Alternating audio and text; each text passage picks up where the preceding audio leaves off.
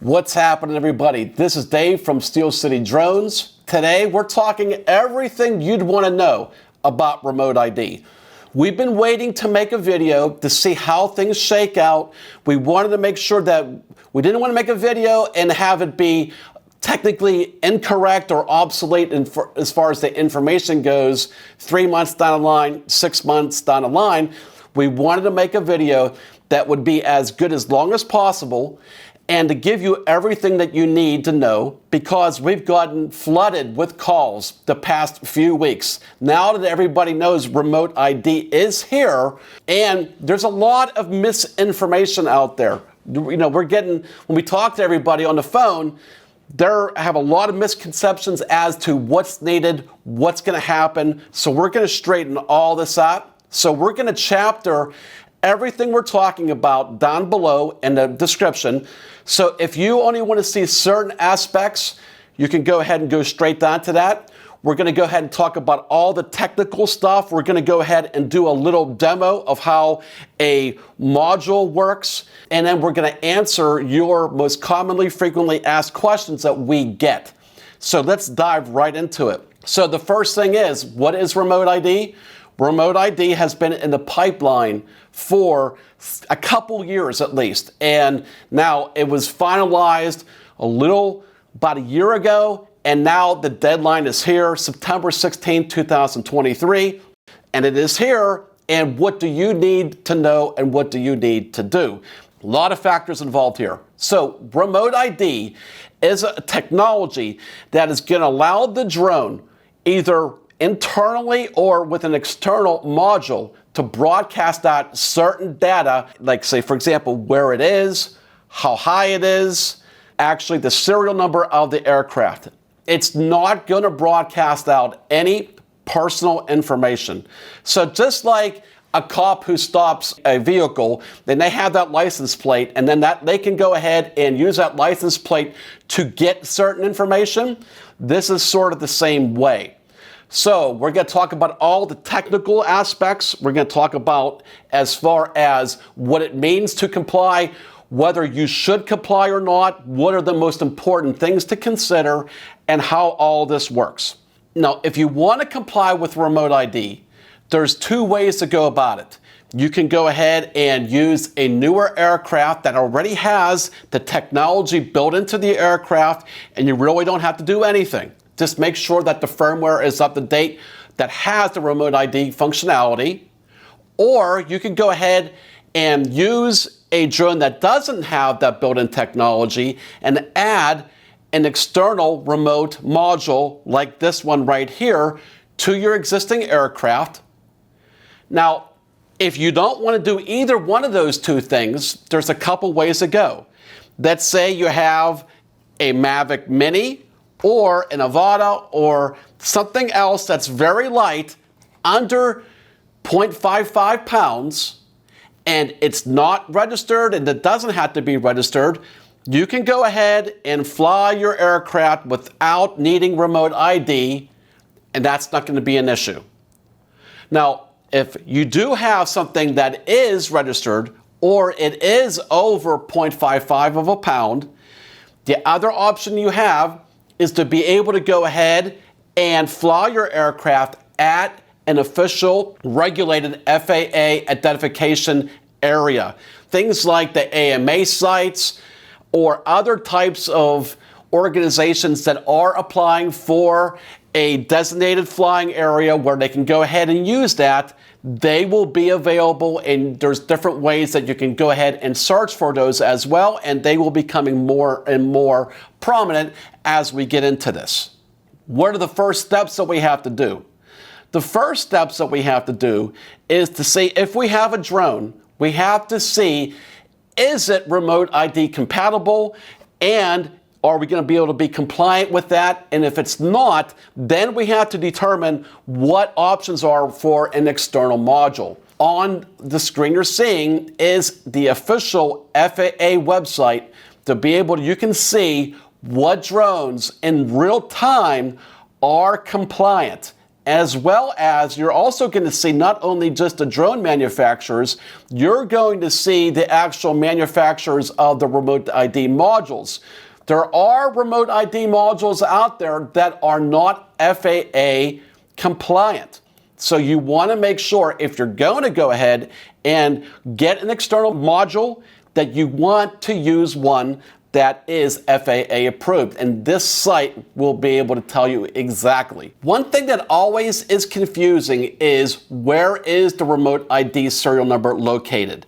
So if your serial number of your drone starts with 1581F and is 20 digits long, your remote ID serial number will always be the same as the serial number of your drone. If you have a 14-digit serial number of the aircraft, then you will be given and assigned a very specific remote ID serial number that you can find in the Pilot app. On the main splash screen is the best, easiest place to be able to get it. Simply tap on your remote ID icon, and you'll see that right there underneath your serial number. And that's what you're going to use to register your drone. Now, let's talk about the second step, which is to register it. How do we go ahead and make sure that we register it? Or let's say we have, let's pretend this is an Inspire 1, and we have it registered on the FAA Drone Zone website.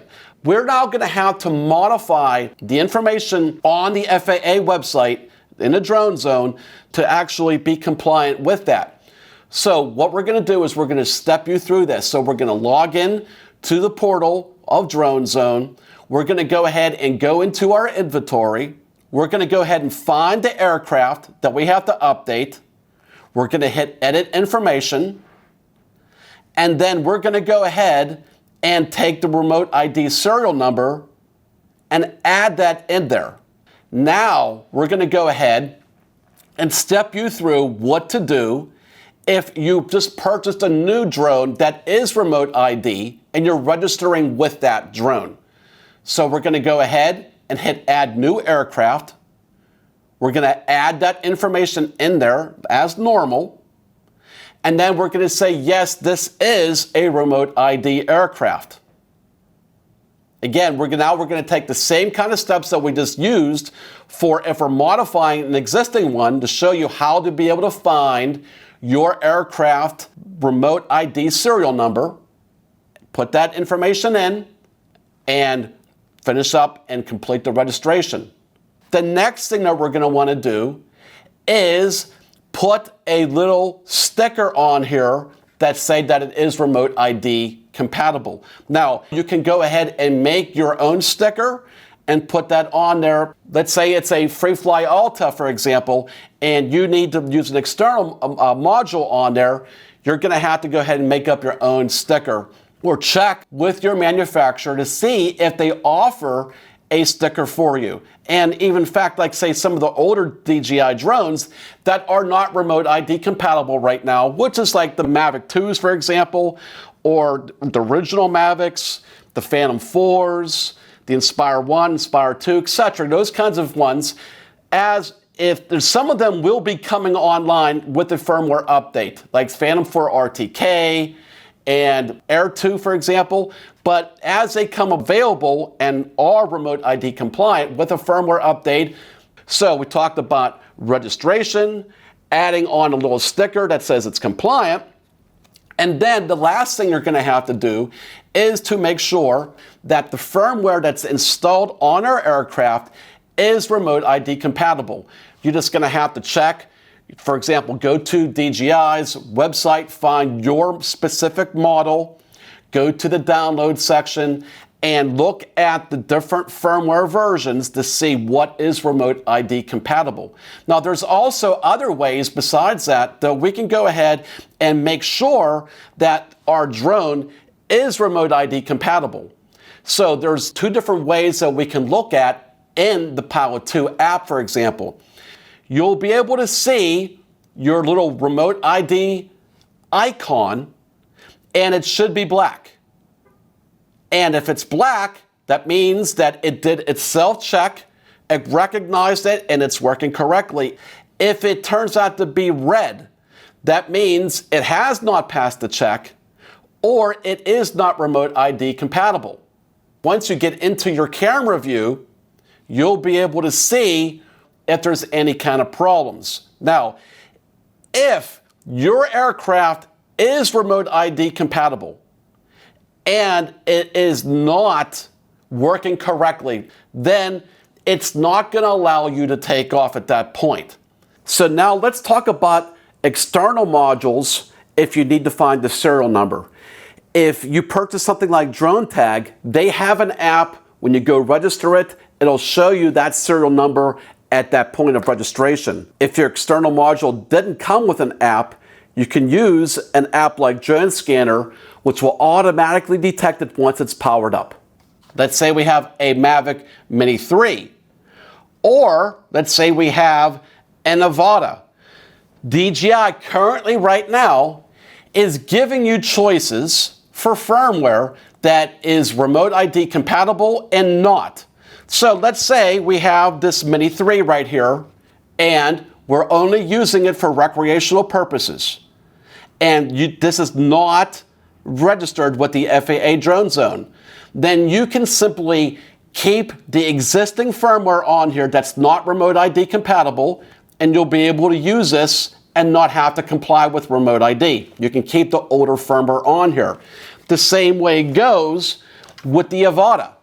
So we noticed that right off the bat when we updated this one, and we saw that if we're not connected to our phone, for example, it will not allow us to take off.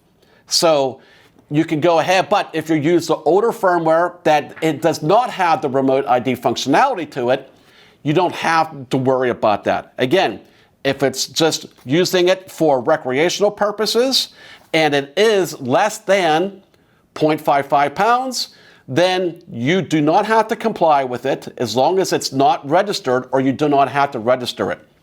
Now, let's say we have an aircraft that is not remote ID compatible, and you're making the decision not to add an external module on it.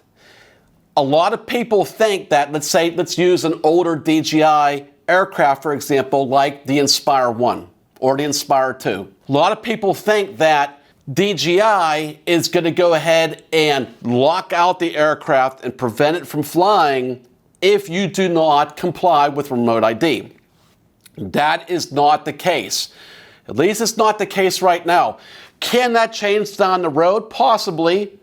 But again, it's going to be your decision of whether you're going to comply or not. And we're going to talk a little more about that after we get through all the technical specs of what we're going to have to do. If your aircraft is not remote ID compatible and you want to make it compliant, you have to add an external module. So there are different ones out there. We tried a few of them, and some of them are not FAA approved. So what we're going to do is we're going to talk about right now what's available out there and what we highly recommend using. The most popular ones are used and made by a company called DroneTag. DroneTag makes what's called the Beacon, which is this one right here. It's very small.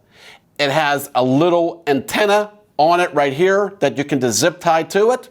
All we have to do, once it's charged, we're going to go ahead and register this with us. We're going to register this to us as a person and to a specific aircraft. So a common question here is, can we use a remote ID module and use it for multiple aircraft?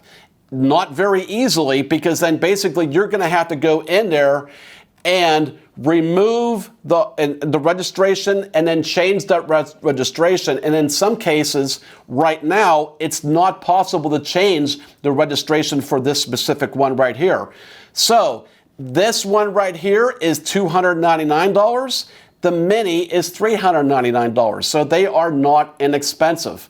Yes, down the line, are we hoping that the prices drop and we're going to get more? Absolutely. But as of right now, these are a very hot commodity. You cannot find these anywhere right now. So let's talk about what the three lights on the DroneTag module do.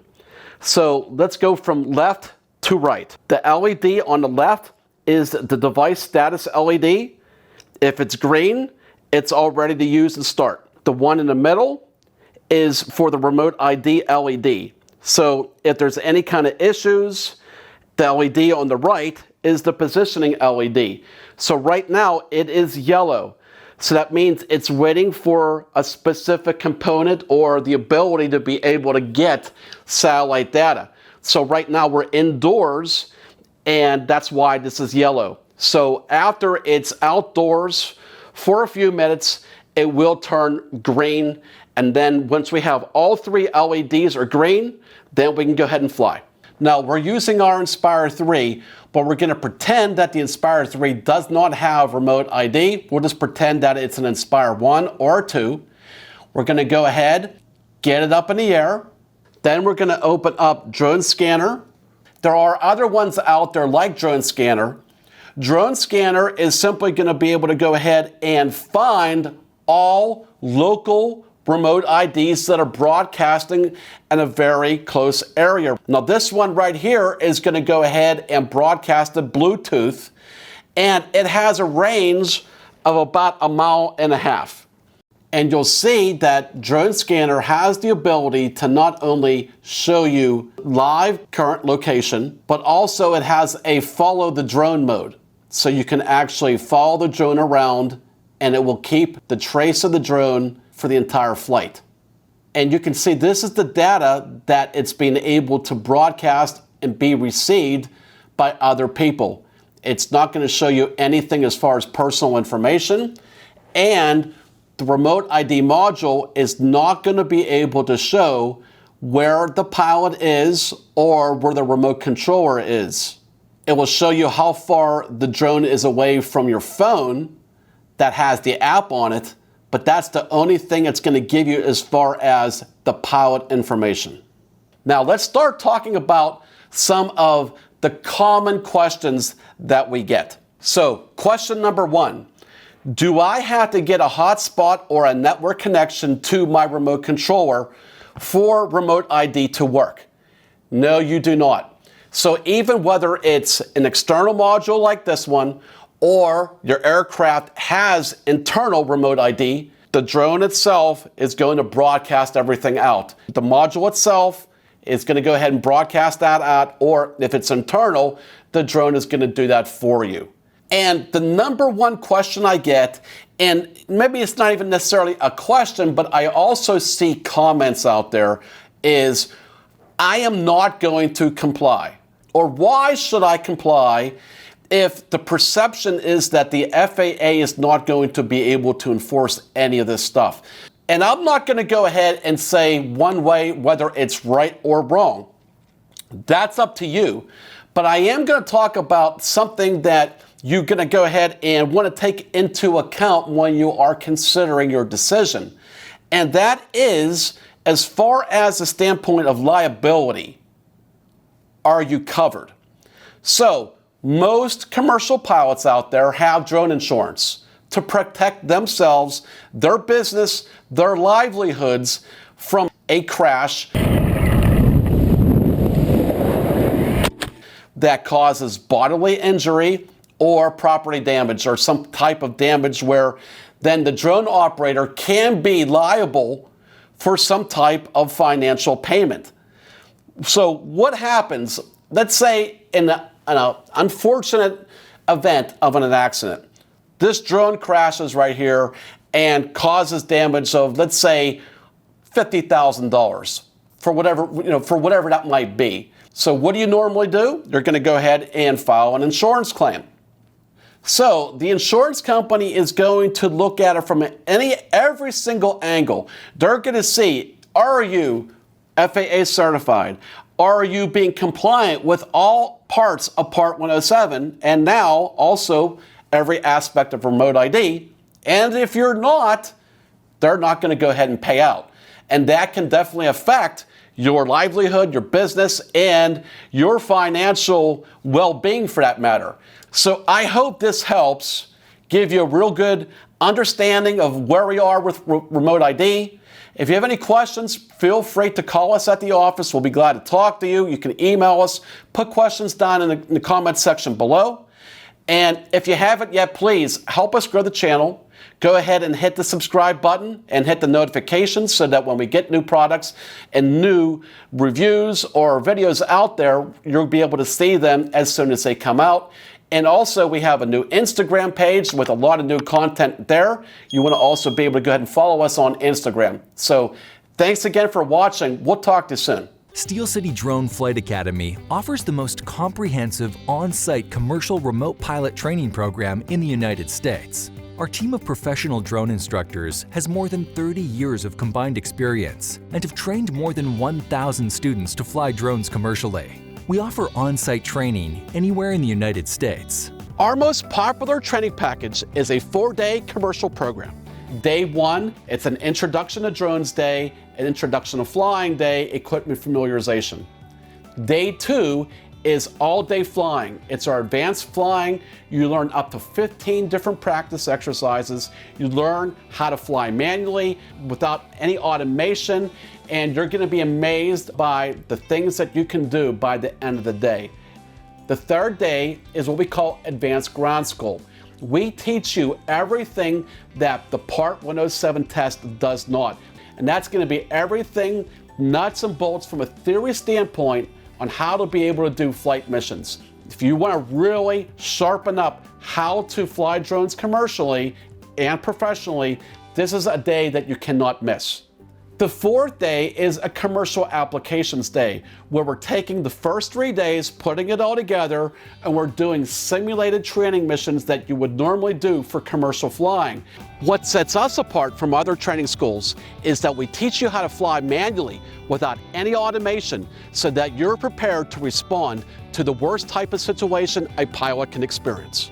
For more information about Steel City Drones training services, please visit our website at steelcityflightacademy.com.